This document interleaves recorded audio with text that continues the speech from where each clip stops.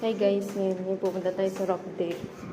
So, parang masyadong mahangin dito sa taas dahil pupunta kami ngayon lang. Doon kasi sa kabilang yun, hindi kami makadaan. May mga babae dun. Ang ingay. Kaya dito na kami sa kabila dumaan. Tignan natin yung sino. Let's go.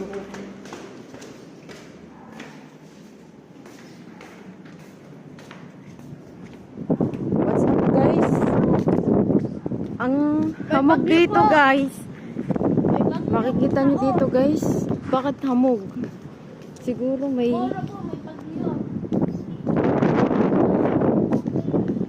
Ang hamog dito guys. Siguradong may bagyong parating dito guys.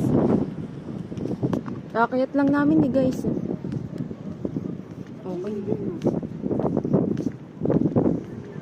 Ito yung baba niya guys. Nagulat kami pala namin kung ano meron. Pala may bagyo talaga. Hamog kasi dito guys. Baka delikado.